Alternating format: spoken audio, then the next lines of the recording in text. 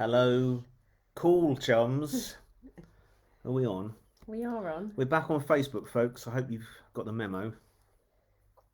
Is anybody there? The outsiders are outside. Join Robert and Gemma as they discuss all things 1970s. That's quite a lot of things to discuss in an hour and 10, or whatever it is, hour and 15. Hour, whatever we give you, lovely people. Right, we can't see where we're posting. Okay, Oh, we've got 5 people. I'll have a little sip of my coffee from my Dick Henry mug. Hello, hello, hello, hello. Something's happening. 7. I've got 7 eyes on top of me. Look at that. We've just lost our who's commenting. Oh, here we go. Oh, there It's you on go. this side. Oh, look, there's my sister. Oh, That's okay. Hi there, Matthew K. Hello, Matthew K. Top fan. Top man, Matthew. Right. there we go. Hello. Hello, Hello. chums. Hello, funky friends out there. Oh gosh. Right, we're back. We're back after popular demand. We're back on Facebook after a bit Yeah, of I don't know why this is, but Gemma tells me it's a much more sort of streamlined way of doing it. And as a result of the New Year's show, which thank you for tuning in, it's on the YouTube channel. Right, Still, oh hello. Oh, I can, hello. Oh I can hear gosh. you in my ears. I'm That's just terrifying. sharing. Well, I think it might be Gavin. I don't know. Somebody asked a question about my favourite era of comedy, and that got you and my sister, who always calls Fiona. Thank you after the show, saying you should do one on decades. So, and I think my answer was the 70s. I think it's a fair point, isn't it, that your favourite era of anything is probably the era you grew up watching. So Yeah, mine's yeah. certainly sort of mid 70s into the mid 80s, I suppose. So we're doing the 70s. And So, here we and are. here we are. Here we How are, ready exciting! to How go. funky!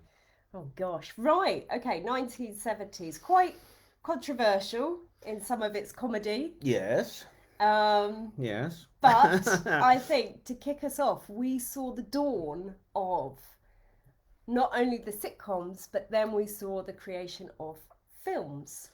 Well, the sitcom spin-off film. Yeah. Yeah. There had been a couple prior. Hammer Films, who would do a lot of the best ones of the 1970s, did a film version of the Army game. Charles Hawtrey and Bernard Bresslaw called "I Only Asked" after Bernard Breslaw's catchphrase. That was the late 50s, just after Carry On Sergeant came out. So that was out there. There's a film of Wacko, Bottoms Up. Jimmy Edwards is the headmaster. So that was out in late 59, early 1960.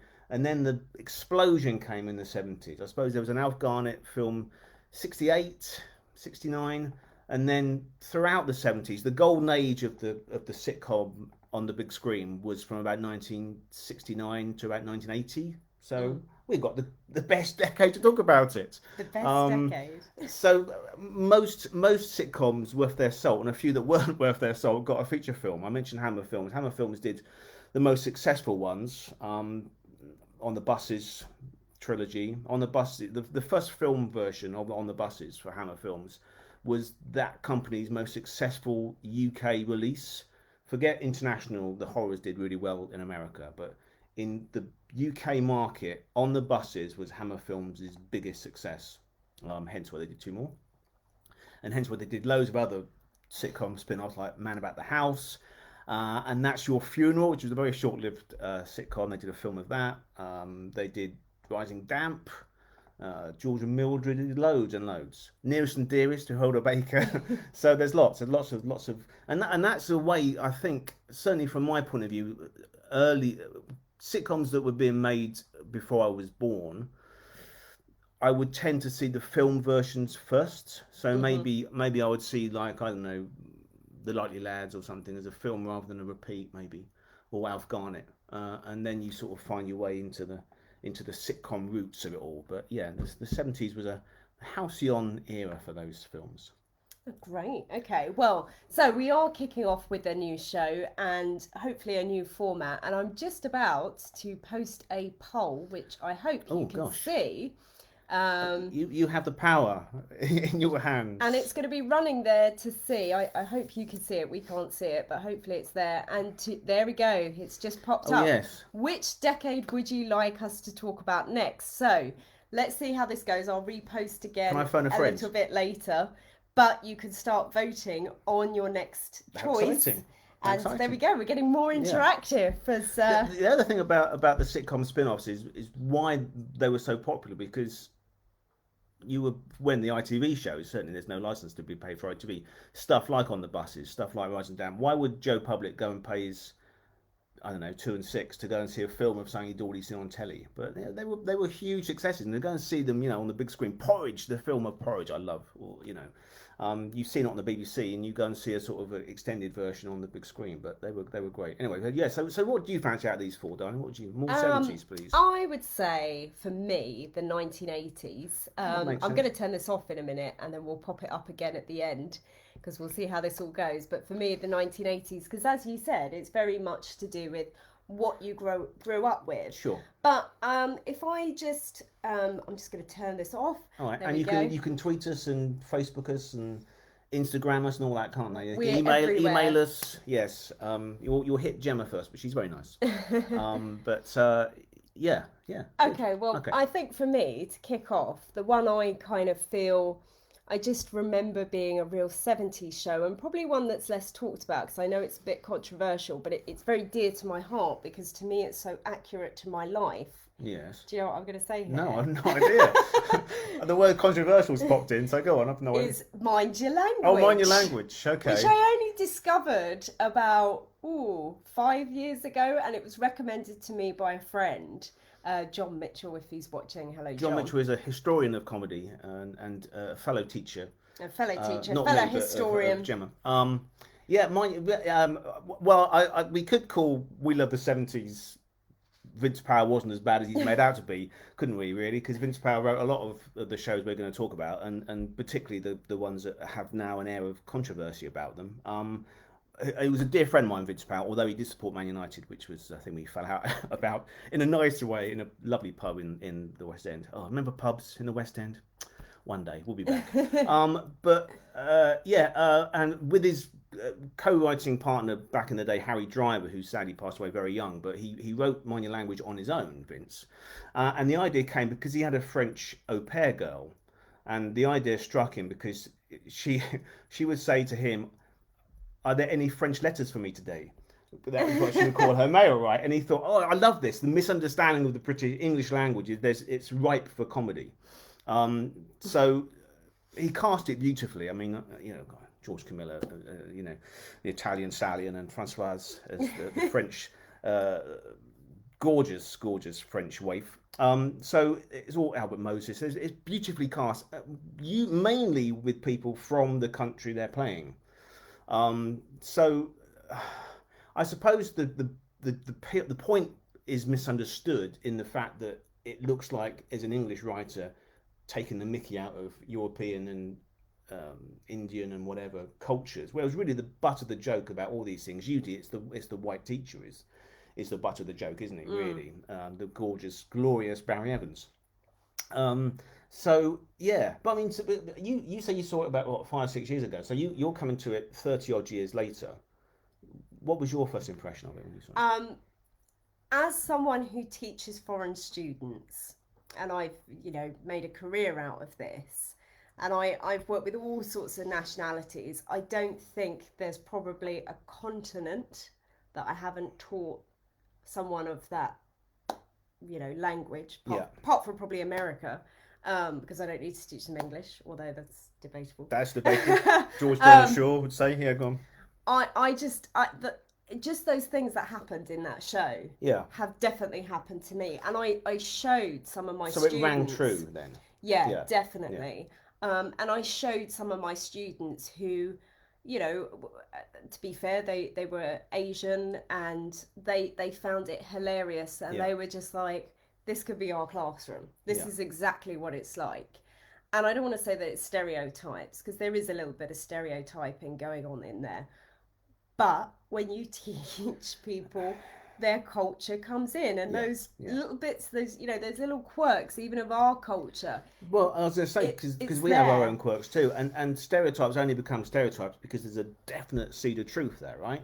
There is a seed of truth there. So that microcosm of that classroom that Vince Powell created it does, as you say, ring true. And he always said to me, you know, Rob, is it still funny? Does it get laughs?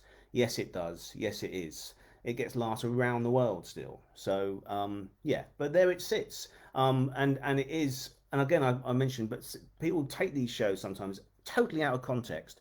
You know, nobody at London Weekend Television or BBC or anybody in the 70s was thinking this will be seen in 45 years' time. This show, nobody had any idea they'd be repeated them or talking about them. They were made at the time, and at the time in the 1970s, that was, you know, the show prior to Mind Your Language, the big controversial one, Love Thy Neighbour.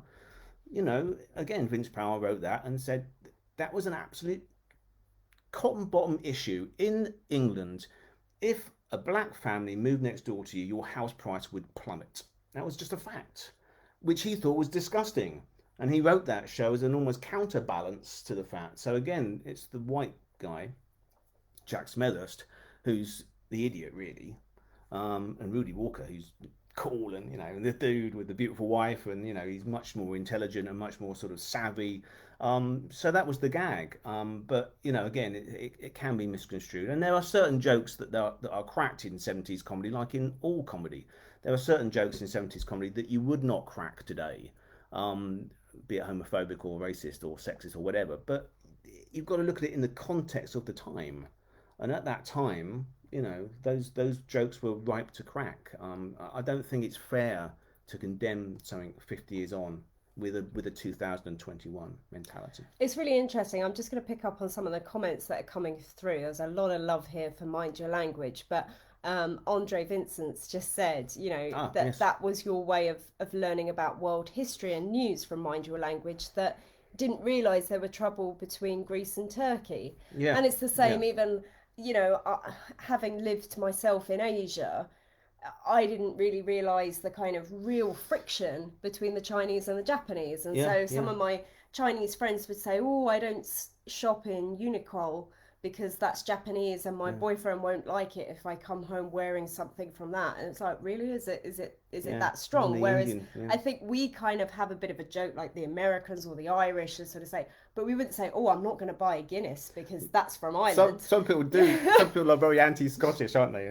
But the whole Dino and Albert Moses, the whole Indian thing, that genuinely was how they felt. And because they, like American Canadians, as you mentioned, there's a genuine sort of feud there, you know. So there's jokes within that situation which are just exaggerated, because it's a situation comedy in 24 minutes, and you've got to get as many laughs in as possible. But it's still funny. I mean, you know, and it's not. I don't think it's offensive at all. I mean, someone like Francois, who's one of my best pals, and George Camilla, who I love dearly. They loved doing it, and they got the references, and they were very grateful to the curator Vince Powell to allow them to play those characters in order to sort of, you know, be seen on British screens. I mean, it was.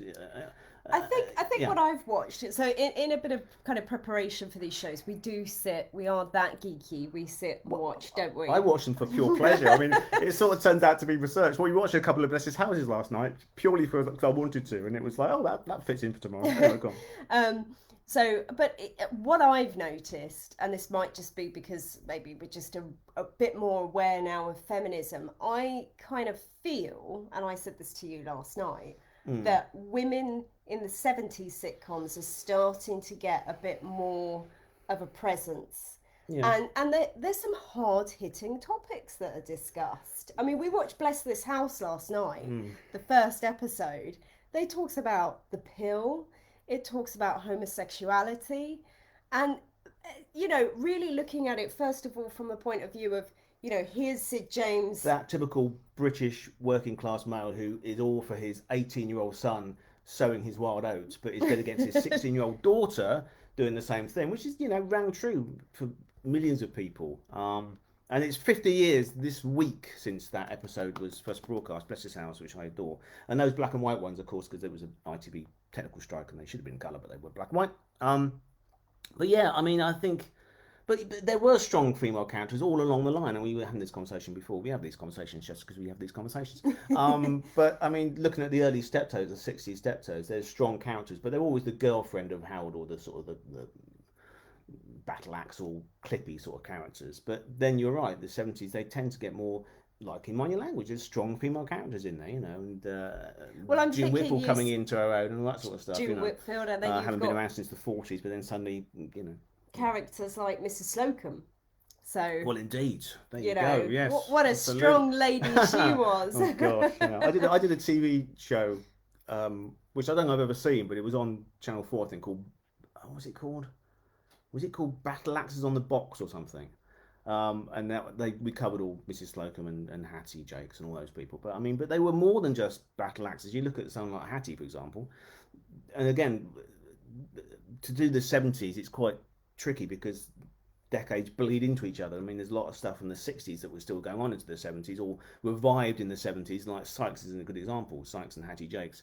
You know, the classic ones, the ones that get repeated, are the 1970s colour episodes, but there was a 1960s batch of Sykes and a ... with Hattie as his sister, as his identical twin sister. But that was a strong character for Hattie. There was very few fat jokes in Sykes. You know, Hattie suffered with fat jokes. Even some of the greatest writers that wrote for her, like Galton and Simpson, threw the odd fat joke in, but Sykes very rarely did, if ever, which he loved. So yeah, I mean, but there's a total joy about it, and I think very rarely does the joke get malicious in those. Even when you're thinking, oh, this is a bit dicey, this a bit near. As I say, you wouldn't crack that joke now, but it's never done with malicious intent, really. And if it is, the person that cracks that joke is always the fall guy, you know, like the Jack Smithers in Love Thy Neighbour, or Benny Hill or something. So who would be your favourite character? This is a question from your sister Fiona. She's kicking us off. My favourite character ever? In a sitcom from the 70s. Oh my That's hard. Hers is Margot from The Good Life. Yeah, because my sister, if you don't know my sister Fiona, she is Margot from The Good Life, really. See, Tom Good is a bit of a swine. I mean, he can be quite nasty. I still do fancy. If you're watching Felicity Kendall, I adore you. She absolutely was my sitcom heartthrob as a kid. But Richard Bryce as Tom Good can be a right sod to her, can't he? Really unpleasant to her. I don't know. I tell you what. I think one of my favourite actors whose career was far too short and who pretty much lived within 70s sitcoms was Richard Beckinsale, and I think Godber in Porridge, opposite Ronnie Barker, is one of the most beautifully written Dick Clement, Ian Frenaway characters, and Beckinsale is just so on the money. You love him, and he melts your heart, and he makes you laugh, and so. But that will change in 10 minutes. Let's go for Beckinsale, Godber. I don't know who mine would be. There's so many great ones. Who I love, and we had a bit of a debate over this, but one of my favourite plays, which did become a film, I think it was 1978, I'm sure I looked this up correctly. Go on. Is Abigail's Party. Oh yeah, and I love Alison Steadman. Oh well, yeah, absolutely. I think she's stuff, yeah. But it's not a sitcom. But it's comedy. It's comedy, and we can do other stuff. Well, because I was on the committee for the BFI Top 100 TV shows of all time in 1999, and Abigail's Party's in there somewhere in the 70s, I think, 60s or 70s.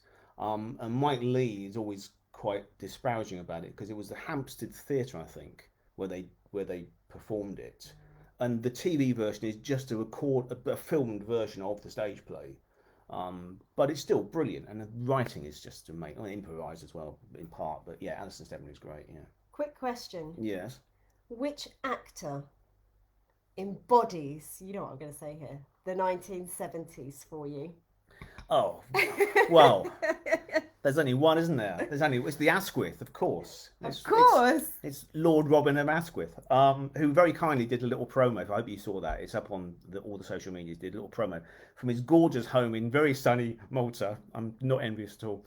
He was very sweet. He said, I don't know why you've asked me to do this, but I mean, he's had an amazing career, Robin. But his 70s work is just a joy.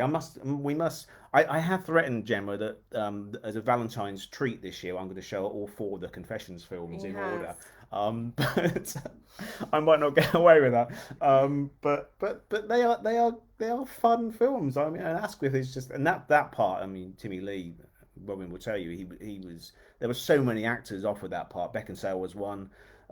Dennis Waterman, Christopher Timothy, pretty much every actor in their early 20s in 1974 was offered Confessions of a Window Cleaner, the first one, and Asquith got it and just ran with it, you know. So it's yeah. So he's my man of the decade, I think. Asquith. Who would you say your woman is? I've got to be careful about. Well, Felicity Kendall, I suppose, was my absolute heart. I have two. Go on. Have you? I would say Jackie Piper. Oh well, she's God, just Jackie, adorable. yeah, I love Jackie, yeah. In the Carry On films, and then Françoise Pascal. I think she is edgy. I also adore for different reasons. You know, if you're watching Françoise, hello. If Jackie's watching, hello. Yes. Yeah. But strong performers too. Really, I mean, Jackie particularly a brilliant theatre actor.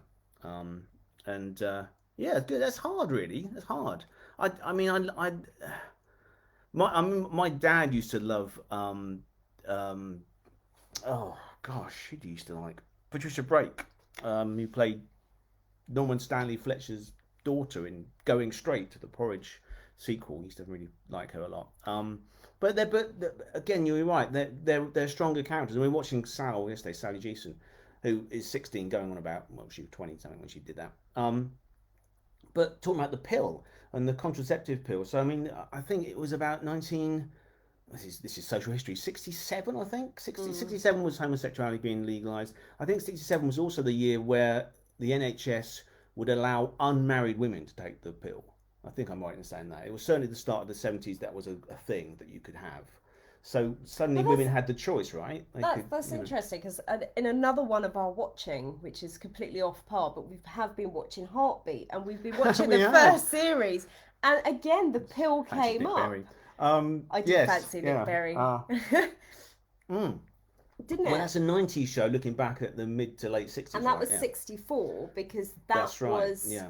The only reason we worked out it was 1964 because they had Hard Day's Night. Hard Day's Night has just come out. Yeah, exactly. Yeah.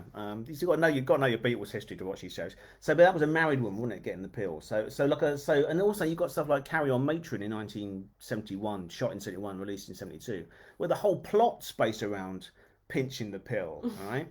So it's suddenly there's a freedom there in terms of comedy where you can talk about sex a bit more openly, and characters can actually have sex within the plots, which I think is probably why the 70s can be both liberating and controversial. Okay, well... What's a soundbite for We Love the 70s there? Go on. Now, here's a question that's come in from Chris Stratton. Yes. And it's about your favourite 70s show. Oh, well, that's The Goodies, isn't it? And he said, why is it that they're never repeated? Well... No, go on. I've got a little prop here. I've mentioned this before. We did the film for the Goodies 50th in November last year. The whole, yeah, that's better. Get the right camera angle, Rob. The whole collection there is there. And the thing about the Goodies, it's network DVD, every episode, including the ITV series from 81, 82. The thing about the Goodies is that it spans the entire decade. So it started in November 1970 and ran until the sort of spring of 82. With a little gap near the end, BBC, but pretty much the whole of the 70s. And I think they don't repeat it for several reasons. I mean, the one that was touted in the 90s was that they nipped over to ITV, and the BBC bosses were a bit annoyed about that. But that doesn't explain it, because they still repeated Morecambe and Wise, and Morecambe and Wise did that. Went to ITV, I mean. So I don't know. I mean, there's a lot of controversy in it, and I think. I'm gonna make you watch this. You're a bit reticent, but I'm gonna make you. But I think if, like I was saying about comedy in general, I think the Goodies, you almost have to have lived through it to get it, because it's so topical, it's so satirical, and there's great swathes of it when Bill did his musical interludes, and it's all slapstick and wonderfully funny and just pie fights and falling over. But the actual plots. The thing that Graham Garden and Bellotti would do, they would just have a long list, and they would say to me, it's like a list for Panorama, really serious topics, and they would just pick two and conjoin them. So you'd have like I don't know, football, violence, and ballet, and you put that together, and you've got half an hour of comedy. But there's references all the time to stuff like Jaws and Star Wars and things that obviously are well known now, but there's other stuff that isn't. Like politicians come into it, or Merry Whitehouse is a whole episode about Beryl Reid is playing what's her name? Somebody cart horse, isn't it? Celia cart horse, is it? Anyway, not Celia. Anyway, so there's a reference to the whole Merry Whitehouse decency of television. Um, uh, there's references to certain Top of the Pops presenters that would now be cut out of BBC4 repeats of Top of the Pops. So there's that element to it now as well, which I think has added fuel. But I mean that doesn't explain why they weren't shown 20 years ago. I don't know. It's a real shame because it is my favourite comedy show, not just of the 70s but of all time. I think it's absolutely a work of genius. And as Chimbuk Taylor said in 1973, you know, ideally will be great in 70 years' time, and they're great 50 years on. So you know, it's just timelessly funny. But like Monty Python, there are lots of references to people of the time that will go over people's heads. Okay, all right. Well, another question come in here from Lawrence. He says, "Your brother Lawrence." My brother Lawrence. What do you think of comedians with people like Mike Yarwood and Bernard Manning? Well, that's two very different comedians. Mike Yarwood, the great impressionist, he was one of the biggest stars on TV, whose downfall really came, like a lot of people's, with the advent of Margaret Thatcher, because he was very good at doing the Prime Minister, and when the Prime Minister's a woman, it's a bit tricky. So call Janet Brown to come in and do Maggie. I think that was the main reason. I think his act. It's a bit like the late Peter Goodright. You know, Peter Goodright, who died a couple of months ago, was brilliant at doing comedians who had been long dead. Like he could do Arthur Askey like nobody, and Will Hay and people like that, which isn't going to get you a lot of work in 2002. You know, so I think Mike Yarwood probably was of his time, but having watched them again comparatively recently. And they played a few at Janet's memorial service, some of the clips, which were just brilliant. So yeah, I mean, again, it's of its time, but if you get the references, then they should be repeated. I think BBC4 could do an evening of Mike Yarwood very happily, and you know, and hopefully coax him back to introduce them. He's still with us, thankfully. And if you're watching, Mike, or your people, we love you dearly. Genius of comedy. I mean, but really understood television as well. Really understood the restrictions of the television sketch show. Unlike a lot of he was a variety turn really, but he really took to television. Bernard Manning didn't need television particularly. Bernard Manning was a force of nature and his own club, and Manchester, and was a legend, and would do shows like The Comedians on ITV, but just basically do his act really. But Bernard Manning's act, a bit like Jim Davison, you know, the generation later, he purposely told jokes to shock. So he would do homophobic and racist jokes purposely because he would play to, forgive me, working class white men. Really, was his audience, and there was lots of them, and there still is lots of them. But as a technician, as a craftsman of comedy, I think Bernard Manning is brilliant. I mean, his material is extremely dubious, but as an orator of a funny line, he was a great technical comic. But you couldn't show him now, like you couldn't show Benny Hill now or Dick Henry now, unfortunately, unless you handpick it like that Channel 5 documentary last month. Anyway, yeah. Okay, Steve Mullin is here, and he says, if the Confession films followed Carry On, what are your thoughts, Robert, about the Adventures series? Well, yeah, I mean, there was the Mark Commode Sequels to Cinema thing, which did a British comedy one a week or two ago, and it was Kim Newman who writes that, and brilliantly. There's a line in it along the lines of, and it's a cliche, the sex comedy is neither funny or sexy. And I disagree. Some of them are terrible. And within that the Adventures series, which came off the back of the Confessions, there were 3 of them. Barry Evans did 2, I think, and Christopher Neal did the 3rd one. The 3rd one, I think I'm right in the 3rd one, The Adventures of a Private Eye, is absolutely hilarious. I mean, it's really a funny script. It's I would say it's got its knockers, but it's got nudity in it, and it's a bit dubious in some of the jokes. But the comedy, the script is brilliant. Adventures of a Plumber's Mate, on the other hand, is absolutely atrocious. Adventures of a Plumber's Mate, I've watched that about 2 or 3 times. I defy anybody to find a joke in it. It's ridiculous. I mean, the cast is incredible. Arthur Mullard and Bob Lindsay's in it, I think. It's Stephen Lewis is in it, from On the Buses. But there's no, I mean, I must watch it again. I've not watched it for about 10, 12 years. I must watch it again. But I watched the three of them as a sort of series. And I would go back happily. I'd happily show you Adventures of a Private Eye, which has also got a great cast. John Pertwee, having a fan fall into his nether regions. He defines the 70s, I think. Pertwee does absolutely, yeah. Well, yeah, but he's like Jason King made flesh, isn't he? Or Peter Wingard. But Pertwee, I think only John Pertwee and Jimi Hendrix could get away with a frilly shirt and a velvet jacket. So yeah, I mean, he's a style icon, Pertwee. I love him. But he's in this film. Okay. Liz Fraser's in it, Harriet Corbett's in it, Linda Regan, our good mate Linda's in it, and it's very funny. So there's a sort of this glut of these sex comedies, and there's loads of them. Eskimo Nell was on that Secret Cinema, which Michael Armstrong wrote and directed, I think. He's also in it, certainly. And there's other really bad ones like The Ups and Downs of a Handyman, which please just don't waste 18 minutes of your life watching that. I've watched these, so you don't have to. Some of these films.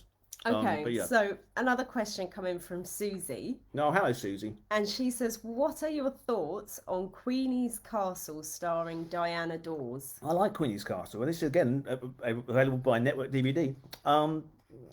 That's interesting because Diana Dawes obviously, and this is Susie's point of expertise, the sort of 50s British bombshell, Sabrina and Vera Day particularly. But Diana Dawes became this sort of national treasure, having put a bit of weight on and become quite a salacious sort of writer for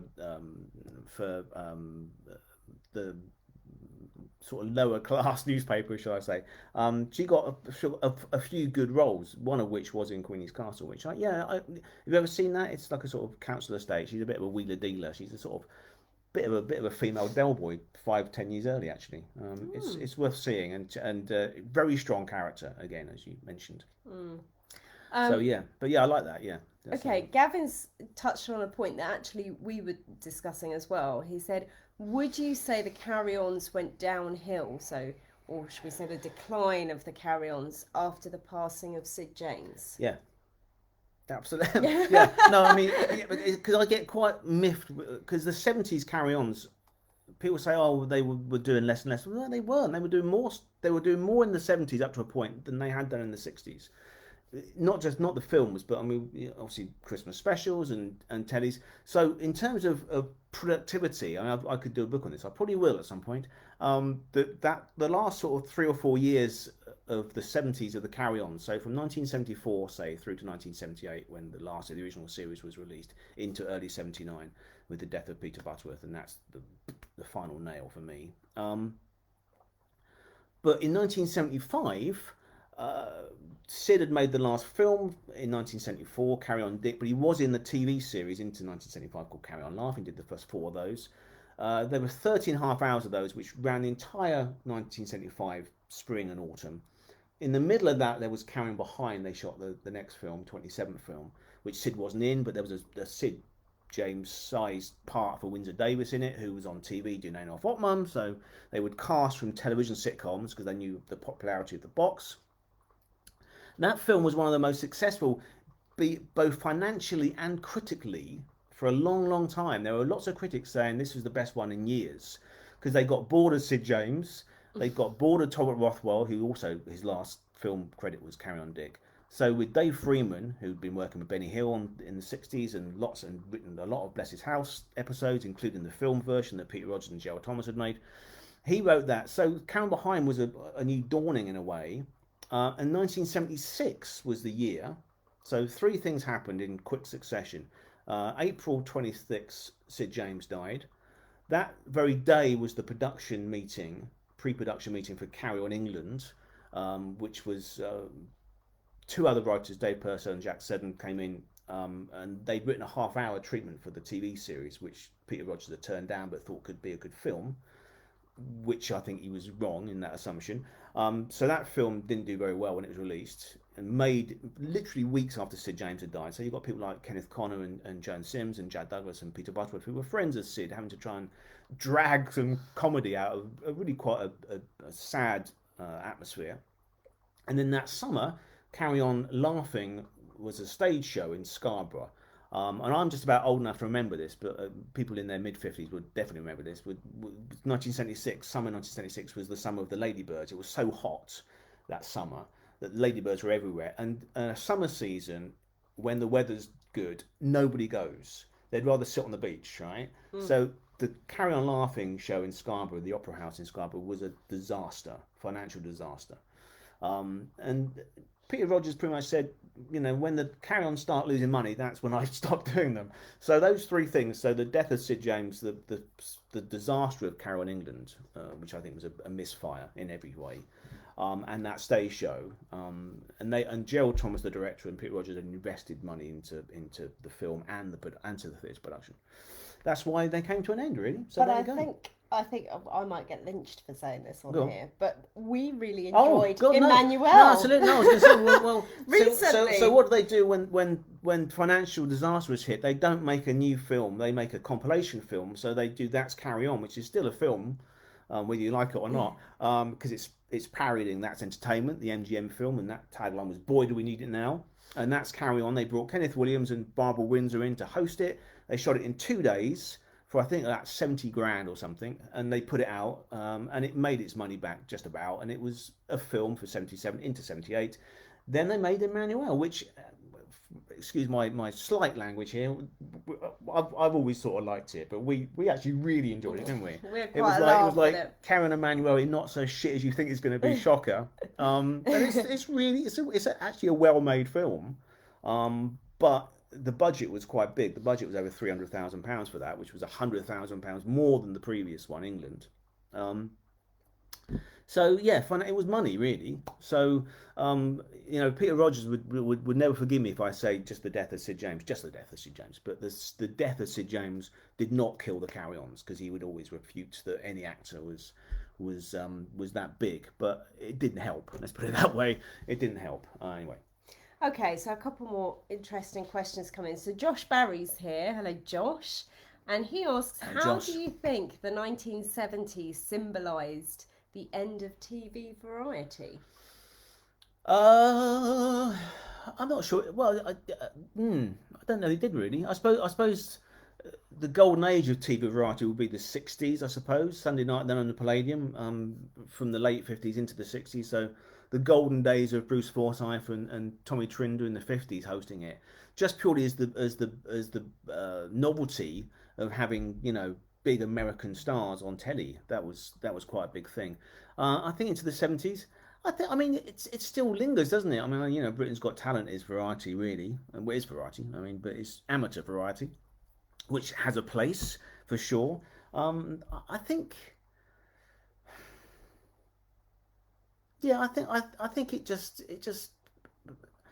petered out really. I mean, variety just became sort of game shows, and the best element of Sunday Night at the London Palladium really was the game show element, the beat the clock element, and I think that became more and more. I think the great British public preferred the idea of winning something for nothing rather than seeing Guy Mitchell do his latest song, I suppose. But variety always morphs into something else, and I think variety would always live. I mean, Bradley Walsh doing game shows is variety. Michael McIntyre, we love The Wheel, right? The Wheel. If you don't watch The Wheel, it's hilarious. Michael McIntyre is of that great tradition of a brilliant comedian who can really host a game show. I'm thinking of Bob Monkhouse as the master of that, or Brucey as the master of that. But McIntyre, don't you think? I mean, he's so brilliant. Natural, isn't he? And even when you he obviously has got scripted gags and stuff, but you can see when he's filling in. You can see when they've kept an ad lib into it, because he just twinkles a bit. I saw him at the London Palladium, which is where they filmed the Michael McIntyre Big Show. Yeah. And I mean, my gosh, I think the filming went on for about 4 hours. And like you say, he is so good at just picking something up, and then you see the producer going, "We're going to keep that," or "Can you do that gag again?" And well, he's of that.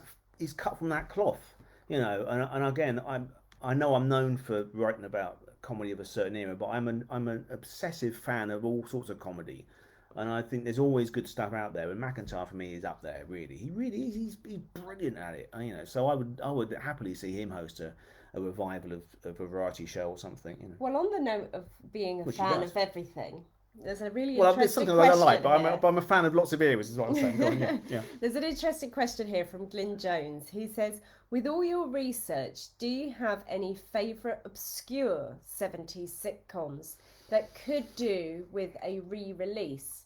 He's recently ordered the other one with Richard Bryce and Chalk and Cheese with Michael Crawford on YouTube. Yeah, well, yeah, the other one is great because we should mention Bob Larby and John Esmond, who wrote The Good Life, and they wrote that as well with Richard Price. I did a thing for an 80s show, Ever Decreasing Circles, with Richard Price, and he was very charming about Bob and John. He said basically, I love them because they paid for my kids' education. Because they wrote 3 really good shows for him. Yeah, there's quite a lot actually. There's quite a lot. We mentioned a few in the past. There's one just borderline 70s, which I mean we were talking about Sid James. A thing called Two in Clover, just before he did Bless His House. So that was 1969-70, which sort of was a precursor to The Good Life, in that they're sort of like they give up the rat race and they become self-sufficient and they buy a farm. Sid and Victor Spinetti, brilliant Welsh actor. So that's a good one. But of the 70s, let's think of the 70s. There's quite a lot, really. Oh, I know one. We not mentioned Are You Being Served yet, but we mentioned Peter Butterworth. There's one by Vince Powell called Odd Man Out. If you've never seen that, I think someone's put this someone somewhere in the Odd chat. Man Out, right? Yeah. Now Odd Man Out gets a lot of bad press from people. I really like Odd Man Out. If you like John Inman as Mr. Humphreys in Are You Being Served, then you will love this because he plays exactly the same character in it. And Peter Butterworth is like his sort of foreman, and he basically inherits a rock factory. It's Blackpool, I think. It only lasted 7 episodes, but I think that's Network DVD. I put that out as well. Network DVD are your friend, basically. If you scour the titles of Network and you see something from television from the 60s to the 80s you never heard of, then buy it because they don't put out stuff that's not good. An Odd Man Out, I'm sure was on Network, but I may be wrong, but I'm sure it's on there. But that's one I would recommend as an obscure 70s show to watch. John Inman and Peter Butterworth. How wrong? You can't go wrong with that, can you? Okay, John Hewer asks, so he says, here's a fun one. Which 70s sitcom that didn't get a cinema outing would you most like to have seen on screen? Very good question. Very good question. There are several. I mean, The Good Life would be brilliant as a film. I'm amazed they didn't do a Good Life film. They were talking about doing Fawlty Towers film. So I would love to see a Fawlty Towers film. A lot of the other one, I mean, even the most obscure, That's Your Funeral we mentioned, That's Your Funeral got a film, which thankfully, because as far as I know, and we had this conversation before, as far as I know, all the episodes of the telly That's Your Funeral have been wiped, missing, believed, wiped, but the film survives, so that's a record of that series. I mean, Hammer mopped up so many, didn't they? He did all Nearest and Dearest and all those, and George and Mildred, and oh well, I suppose, yeah, I said Good Life. Porridge has been done. Likely Lads, yeah. No, I suppose I'd go for The Good Life or Fawlty Towers. But it's a good question, and there's reasons why. I mean, they were talking at great length. John Cleese and Connie Booth were definitely talking about doing a feature film, and the great idea was that it got like that wonderful Lauren Hardy short called A Perfect Day, where the script got longer and longer. The basic premise was going to be that Basil and Sybil go off on holiday somewhere to a hotel which is as badly run as Fawlty Towers, and that Basil has to sort of bear all the bad, sort of terrible room and bad service that he's been dishing out all these years. But apparently the way John and Connie tell it is that they got so carried away with the build up to it that they didn't even leave the airport of the UK. They had an hour and a half of a script getting to the airport, which I think sort of morphed into a bit of Clockwise in terms of Cleese's performance and that frustration of things going wrong. But yeah, the Fawlty Towers film would have been a dream. But you got the Are You Being Served film, Costa Plonka or whatever. So there were so many. I mean, it was ridiculous. I mean, it really was, and I love most of them. And there's some dicey ones in there, but I love most of them. I suppose one person we need to talk about that I don't think anybody's mentioned on the chat, I'm still scrolling through, is of course Alf Garnett. Oh well, yeah, okay. Well, but we had this conversation. Till Death Us Do Part and Johnny Spate. I mean, there's a lot of comedy that people think is 70s comedy, which was really 60s comedy. So the episodes that everybody seems to love of Steptoe and Son, obviously the 70s show episodes, but it was had its roots in the 60s. As did, as I mentioned, Sykes, as did Lightly Lads. The episodes that everybody tends to love come from whatever happened to the Lightly Lads, the colour series. And the older I get and the more years tend to melt into nothingness, the more I think, God, there wasn't much of a gap between those and the revival. Steptoe was, 4 years? Lightly Lads was probably 8, I think. So it's almost like now, if you think, if you brought back a series now, it's like bringing back, I don't know, Fresh Meat or something. It's like no time has gone by at all. Yeah. Sorry, I've gone off my point now. But what is about the 60? Oh, about Alf Garnett. Yeah. You mean controversy-wise, or just? Gosh, where'd you start? Well, I mean,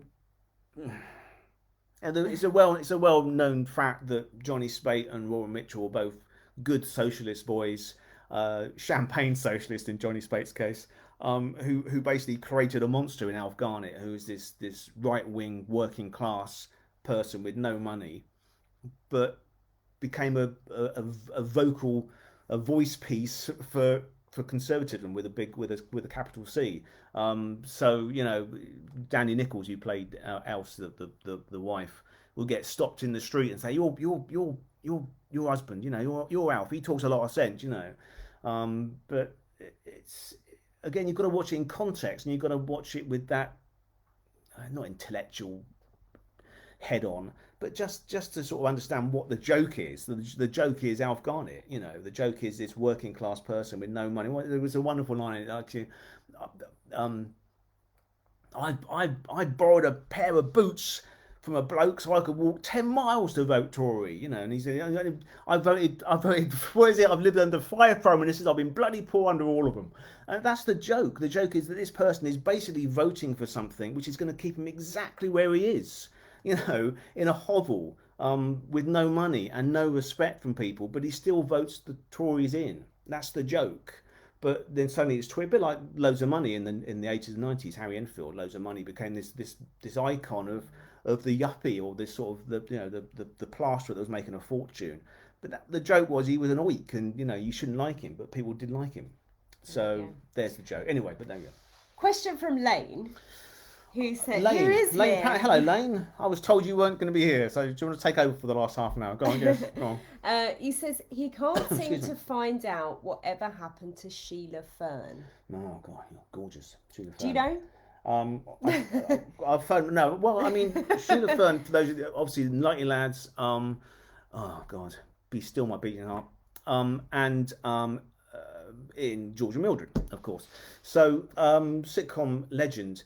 She retired. I mean, she retired. I think family reasons, and she had some accident. I think I'm not talking out of school here, but she retired in the sort of mid to late 80s, and just vanished. And I think the last that she was heard of was, there was always talk when Rodney Bewes was alive. There was always talk of bringing the Lightly Lads back for a third version, and she'd always say if they did that, she would come back to do that.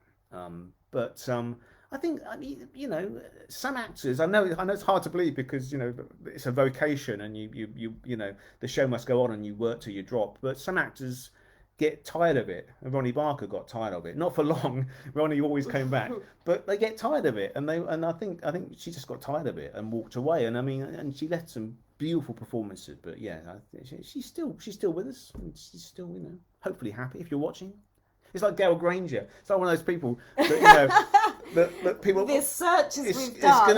It's going to happen that someone's going to ask me about Gail Granger at some point, and no, I don't know where she is, but she's the lovely. We've tried. Valerie Leon like in Carry On Abroad, but yeah, but I just give up, and also they get married, and so it's hard to track them down because they got different names basically. So there we go. So anyway, but yeah. Well, But anyway, a question now from Mr. Robert J. Simpson. Okay, Mr. Simpson. He says, never mind all the brilliant 70s shows. Yes. Which extent 70s comedies do you wish you could bury and never be seen again? I'll trust you to be cynical, Robert. Oh gosh. Yes, I've probably mentioned stuff that people would definitely bury, like Love Thy Neighbour and Odd Man Out and those sort of things. I don't know. See, I'm an optimist. I'm a pint half full sort of person. I always find something good in everything, pretty much. I'm trying to think of something which I really didn't like at all from the 70s.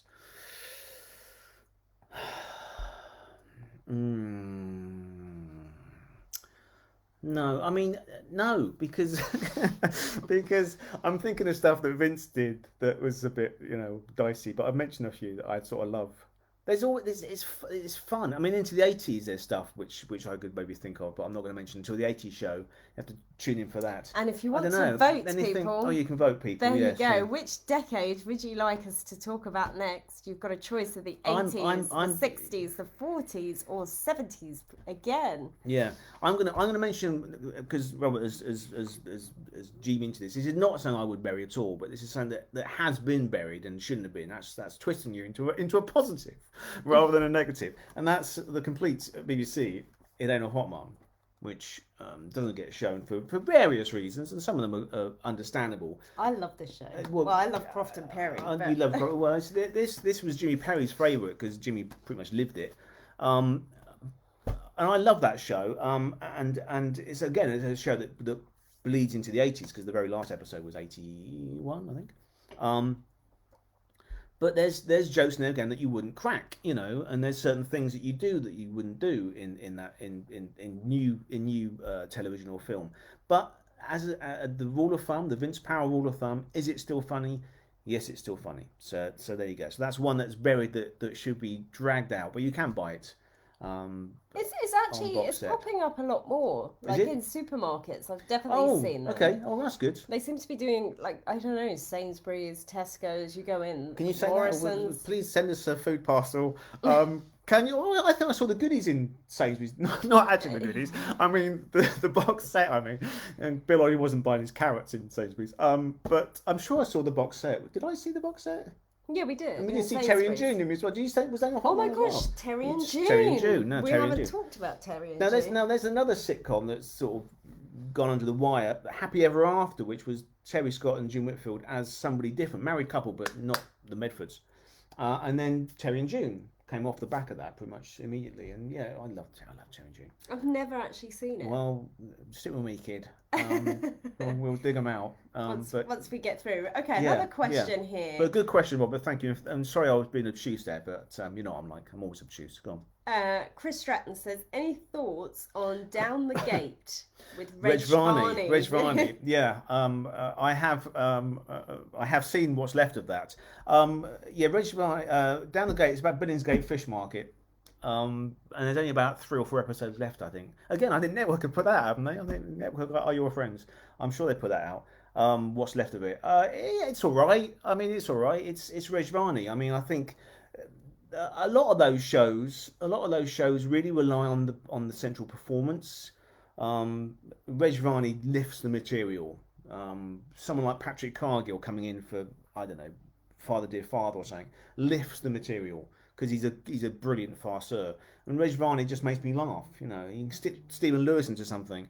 So there's a spin-off on the buses called "Don't Drink the Water," which starred this one you might want to bury. Starred Stephen Lewis and Pat Coombs as brother and sister, playing Blakey from one of the buses, but having bought a hovel in Spain, I think, in the 70s. So it's like when before this awful thing happened this year. And you could buy a place in Spain, and that's pretty dicey, but it works because they're great. Because Stephen Lewis and Pat Coombs are brilliant, and Derek Griffiths is in it, and I love Derek Griffiths. So he's an icon of the 70s and 80s, and 90s, and the 2020s. But he's in it too as sort of like a Spanish sort of layabout, sort of wheeler dealer.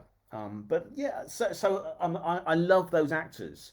And they can get away with stuff. They really can. And like I say, there's certain things like the carry-ons, they get shown where they don't show Benny Hill because Benny Hill has got a negative vibe about him now, and he really shouldn't. But some people get away with it. You know, Sid James gets away with it somehow. I think Reg Varney gets away with it somehow.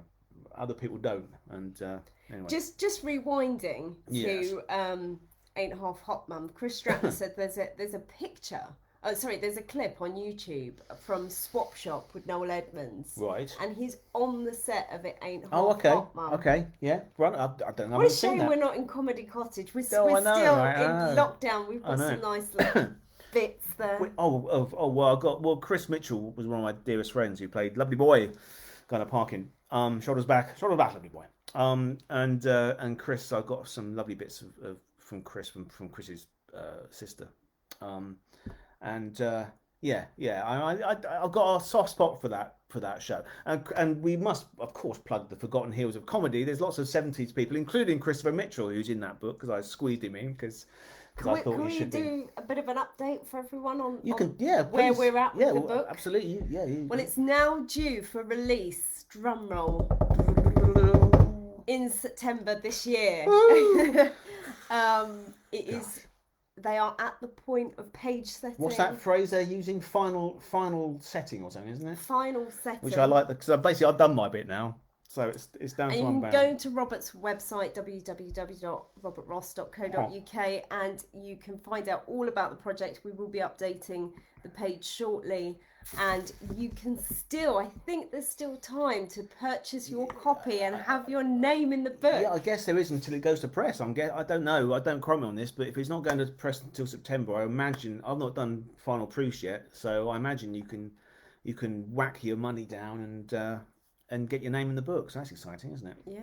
Yes. It's lovely. I'm not sure if our feature link is there, but it may not be. But if not, www.robertross.co.uk. I hope you know where I am by now, all the social media stuff, and we do our daily comedy still. And who was it? Oh, Michael Bentine. We've got to say happy birthday to Michael Bentine. Oh, Michael, who would have been 99 today. And 70s stuff, of course, Potty Time. I used to love Potty Time as a kid. You've not seen any of those, have you? That's again network DVD. It's not that I'm getting paid by network. I mean, it's just they had to put out all this great stuff. But Potty Time for me was like a history lesson because Michael Bentine was so affable. He would wear like a sports jacket and a tie and look really cool with sort of grey hair but play with these little sort of crazy little all hair dolls, but do history. Like I would learn about Henry VIII and stuff and Christopher Columbus through Potty Time. So happy birthday, Michael, wherever you are. I learnt it through Carry On. That's probably why I didn't take. That's probably why you failed history at O level. I think there was definitely some, the fact that Guy Fawkes was there. Well, no, please. I have this every November. The fact that Bill Maynard is not playing Guy Fawkes. Bill Maynard is playing somebody called Fawkes. And there's a line that Toddy Rothwell wrote. He was a very avid historian, Toddy Rothwell. He wrote a line that was cut.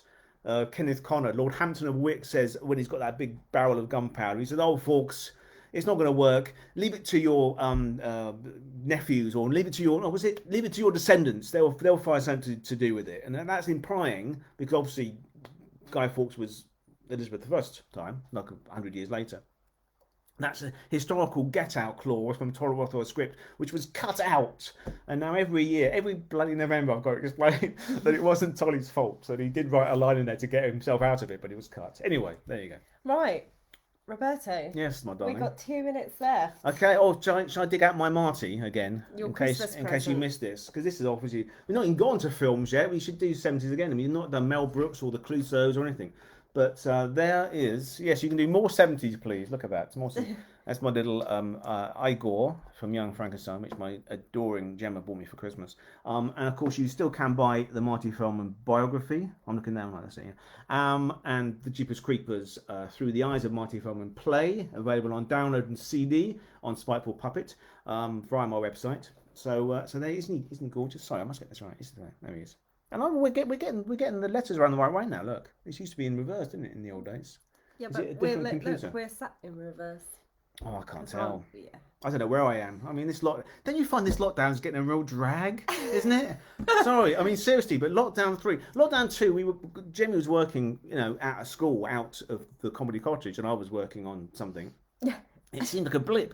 This one is it's January and it's so bleak, isn't it? We had fun in the snow though. Oh, we had fun in the snow. No, I'm not getting that down, but I mean, it's a drag, isn't it? It's a drag. That's all. I miss the pub. Who would have thought when we started this back in? I think we started in the April. March, wasn't it, or was it April? Yeah, March, April. Yeah. Here we are. My hair's growing, and mine's got greyer.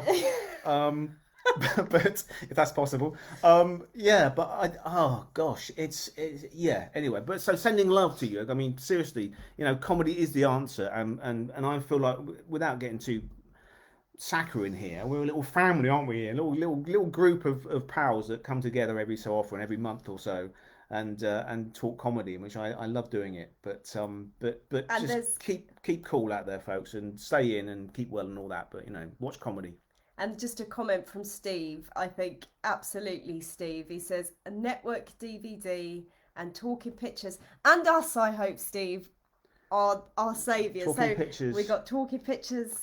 We've got network stuff here. Absolutely, yeah. Well, we'll come back to that, but yeah, there'll be some films coming up. We're doing some more films because we're both really busy, Gemma and myself. But we're doing some more Robert Ross YouTube films. There was one just posted, I think, a day or two ago about Welling Studios. Which wasn't active in the 70s, but was making films in the 40s and 50s. So obviously, if you're not doing the whole gamut, Facebook, Instagram, and Twitter, it's different stuff. Even the same daily comedy, there's different pictures. As I mentioned, Michael Benteen today. I dug out a lovely picture which I really, really adore, because there's always this rumours again. Rumours, I hate rumours, and I love the ability to be able to quash rumours. That Michael Benteen was sort of usurped by the other goons and never sort of interacted with them at all. That's nonsense. There's a 1972 film called Rent-A-Dick, which he did with Spike Milligan. It's a detective, darling. It's a detective with Richard Beckinsale. John Cleese and Graham Chapman wrote the script when it was written out of all proportions. But Spike and Benteen are both in that film. Brilliant, both in that film. But I found a photograph from the old Comedy Cottage archives online here now on my laptop of Benteen and Peter Sellers and Harry Seacombe from, it looks around about 1975, I would think, 76, when Sellers was over here, probably shooting. Maybe 74, doing Return of the Pink Panther, maybe. But anyway, 70s for sure. And they're having a pint, and they look so happy. And they're three blokes, went through a lot together, and obviously were comrades in arms in different services in the Second World War. So anyway, that's for Benteen. 70s would have been 99 today. There you go. God bless him. Little that and all. Anyway, and all that. Right. Well, we're going to get back to our 70s TV. Well, we're going to watch. So we're just playing through. Here we are, Series 1 of Bless His House. A little nod to the wise here that it would be the 50th anniversary on the 2nd of November this year.